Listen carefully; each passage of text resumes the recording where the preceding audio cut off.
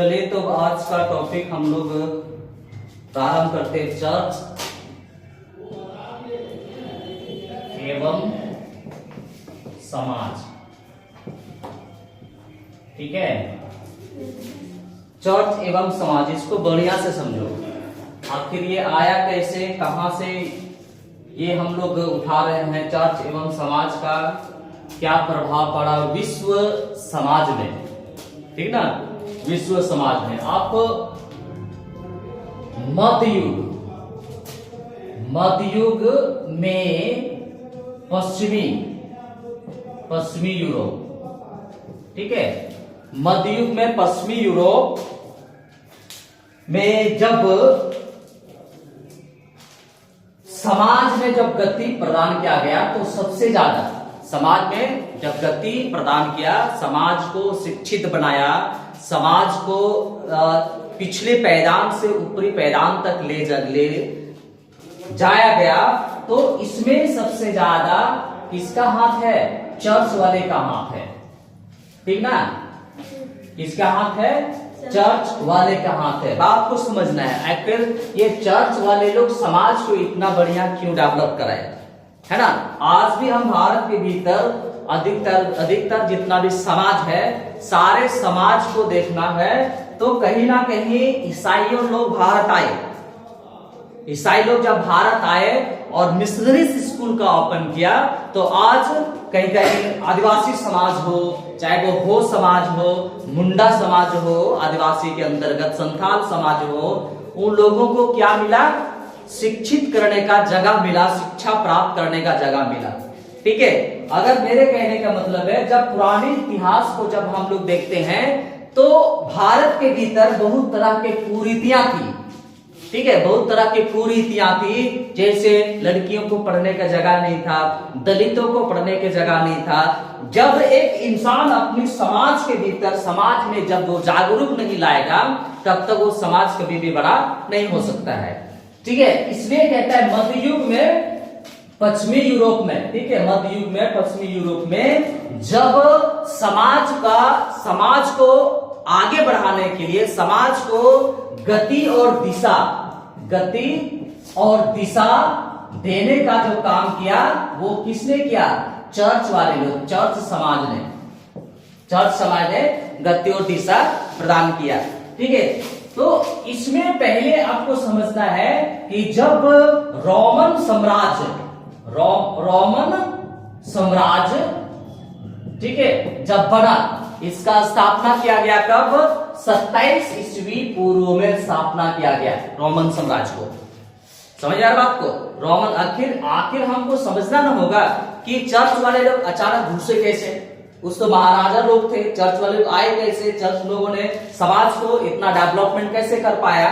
तब कहता है कि रोमन साम्राज्य जब इतना में बना, तो प्रथम जो राजा बना वो कौन था? अगस्टस था। कौन था? अगस्टस था, इसने बना। ये 27 से कब तक चला है? 14 ईस्वी पूर्व तक, ठीक है, 14 ईस्वी पूर्व तक। इस समय रोमन साम्राज्य जो है वो क्या था?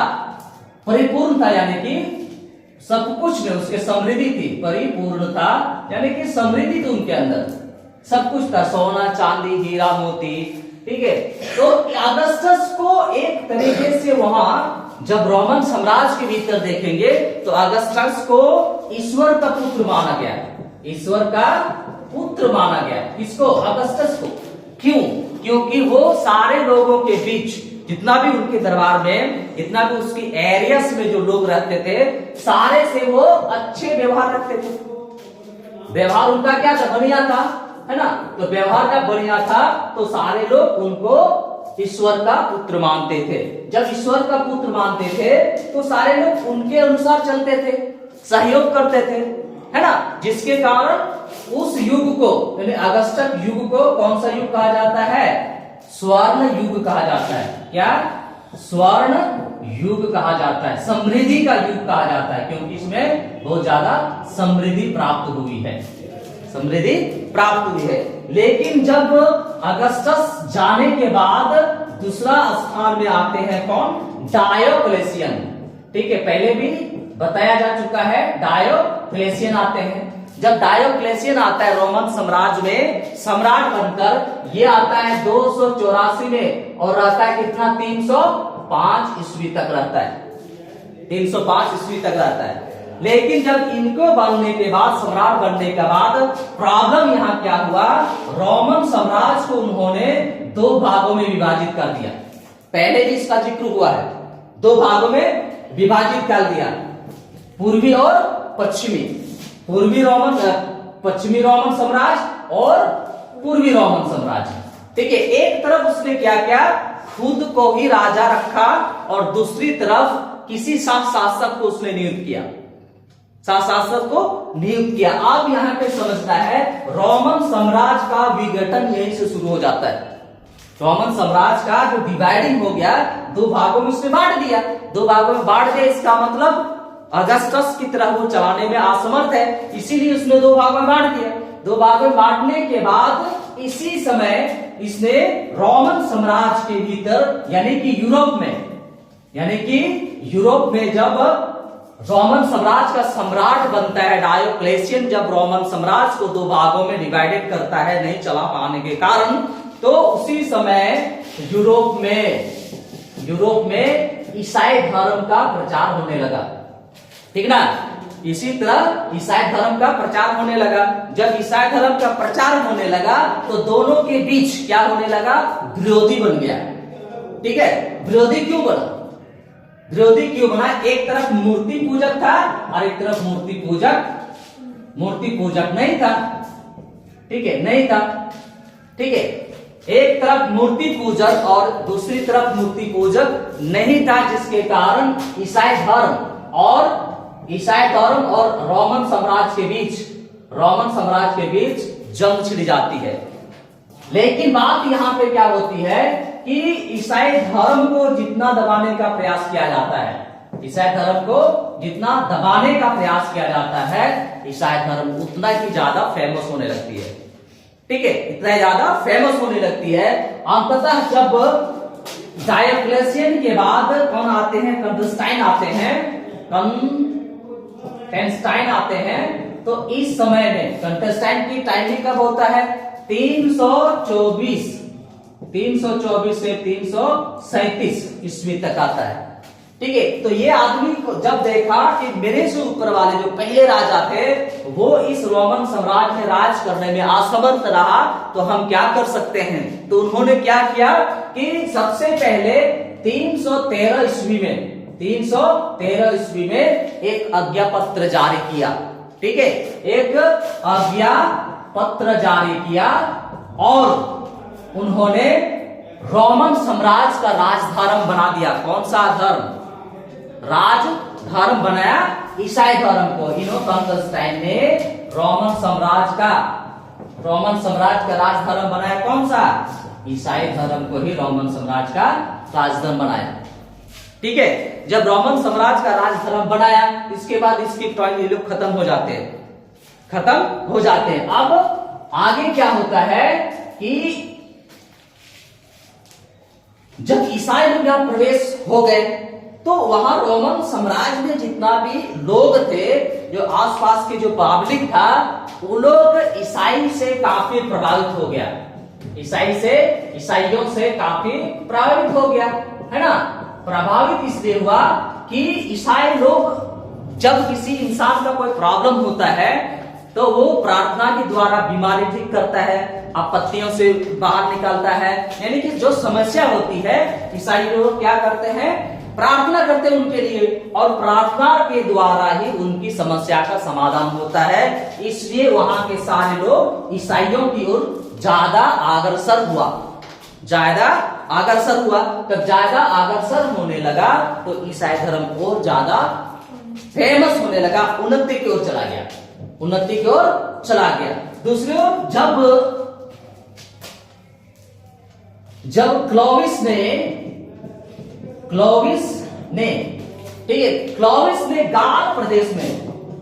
गाल प्रदेश में एक साम्राज्य स्थापित किया।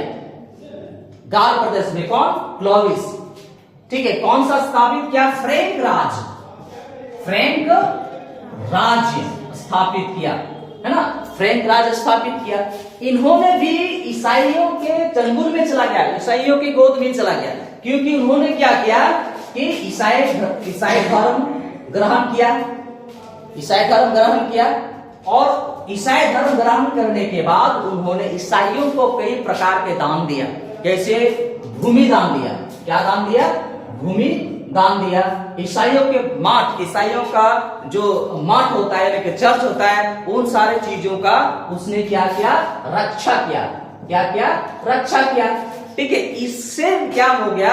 ईसाई धर्म का और ज्यादा प्रसार होने लगा।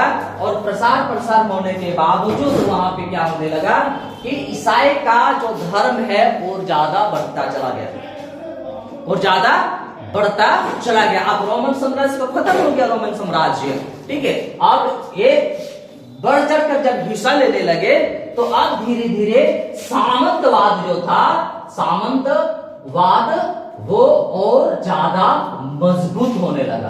क्या होने लगा? मजबूत होने लगा, है ना। ईसाई धर्म के एक तरफ ईसाई लोग, एक तरफ सामंतवाद, जो जिनके पास ज्यादा पैसा होता है, जिनके पास ज्यादा लोग होते हैं, उनको और ज्यादा पावर मिलने लगा। जब ये पावर मिलने लगा तो यहाँ पे क्या हो गया कि अब 800 ईस्वी में, कितना? 800 ईस्वी में, ठीक है, शार्लमेन को राजा बनाया जाता है। शार्लमेन को राजा बनाया जाता है। कहां का राजा बनाया जाता है? पवित्र रोमन सम्राट, पवित्र रोमन साम्राज्य का सम्राट घोषित करता है, सम्राट घोषित करता है। कौन इसको बनाता है? बनाता है कौन? लियो तृतीय। इसका पूरा नाम होता है पोप लियो तृतीय। ठीक है, 800 ईस्वी में रोमन साम्राज्य का, पवित्र रोमन साम्राज्य का सम्राट घोषित करता है कौन? पोप लियो तृतीय। पोप लियो तृतीय घोषित करता है, और इसको स्वर्ण मुकुट पहनाकर, बात को समझ में आ रही है? स्वर्ण मुकुट, सोना का मुकुट पहनाकर रोमन का साम्राज्य का पवित्र रोमन सम्राट के रूप में कौन आता है? शार्लमेन आता है। बात को समझ में आ रहा है? एक तरफ सामंतवाद, दूसरी तरफ पॉप वाले, चर्च वाले लोग, और दोनों के बीच क्या हुआ? गठबंधन होता है।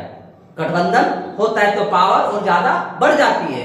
लेकिन ये शार्लमेन क्या करता है कि अपने पावर के बदौलत आसपास के, ठीक है, आसपास के लोगों को या आसपास के प्रदेशों को तलवार के बल पर जीतता है।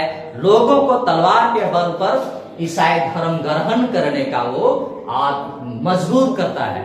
कौन? शार्लमेन। ठीक है, मजबूर कर देता है सारे लोगों को। ठीक है, दूसरी ओर कहता है कि और ज्यादा लोग जो थे जो ईसाई की ओर क्यों अग्रसर हुआ? हम लोग समझते हैं पहले प्राचीन काल में भी धर्म था, प्राचीन काल में भी धर्म था ना। धर्म तो आज से नहीं है, प्राचीन काल से है ना। लेकिन प्राचीन काल के धर्म में आप देखोगे, जैसे आप ऋग्वैदिक काल को देखो, उत्तर वैदिक काल को देखो। ऋग्वैदिक काल जब होता है 1500 से 1000 ईस्वी का बात होता है। ठीक है, इस समय जब ऋग्वेद बनती है, इसको ऋग्वैदिक काल कहते हैं। ठीक है, 1000 से 600 ईस्वी पूर्व के बीच होती है, उसको हम लोग उत्तर वैदिक काल कहते हैं, है ना।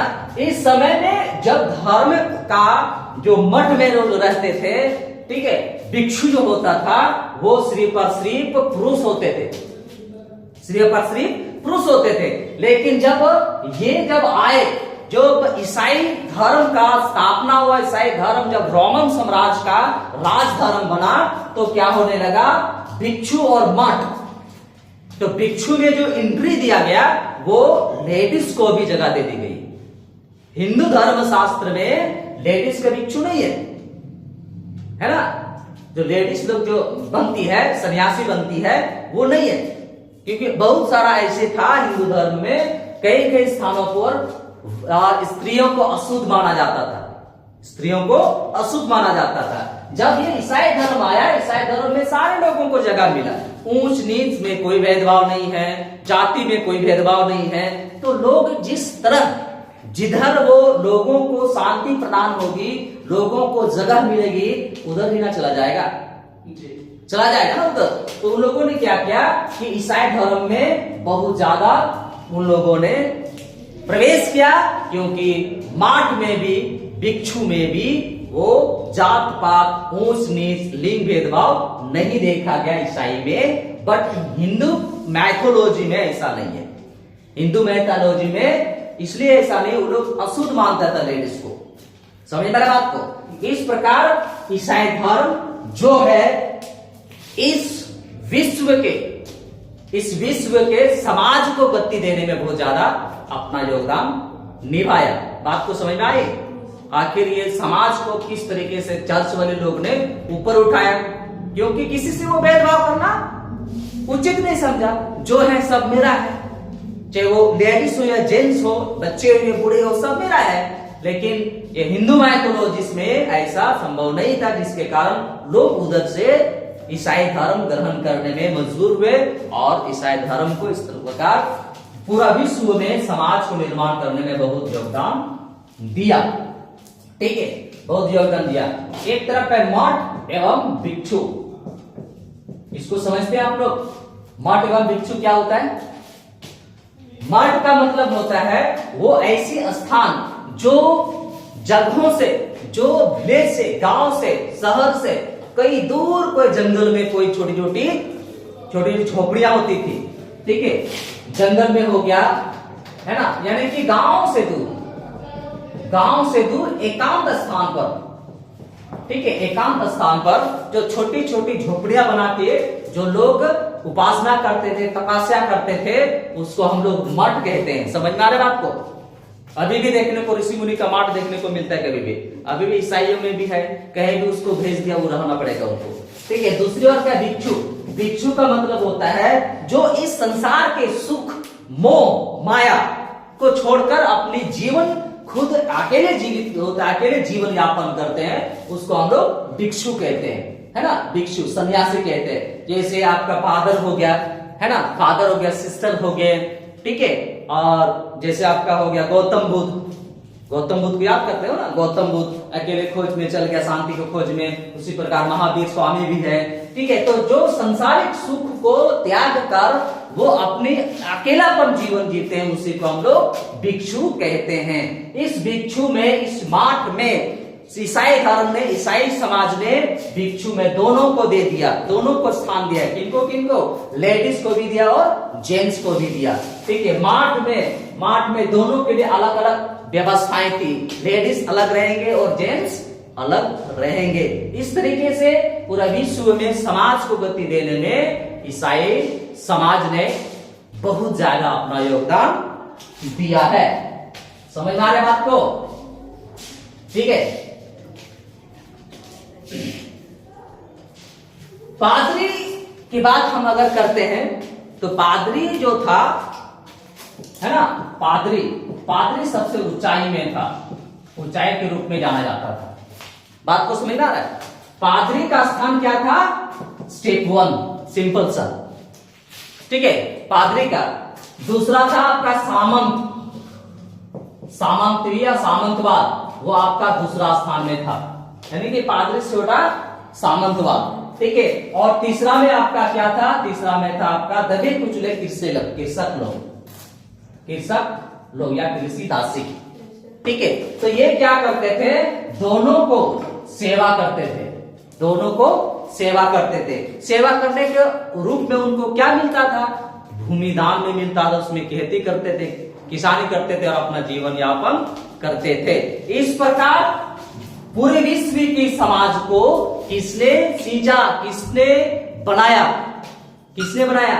ईसाई धर्म ने बनाया। जब एक तरफ अगर हम एक एग्जांपल ले सकते हैं भारत के भीतर में, आप देखो कि 1600 ईस्वी पूर्व में 1600 ईस्वी पूर्व में, सॉरी 1600 ईस्वी में जब भारत में कौन आया? ईस्ट इंडिया कंपनी आया।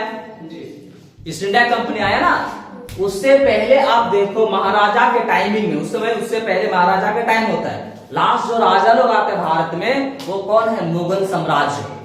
मुगल साम्राज्य उससे पहले अगर देखें स्टार्टिंग से, तो किसी भी प्रकार से समाज में बढ़ोतरी नहीं था, किसी भी प्रकार से समाज में समानता नहीं थी। समझ वाली बात को?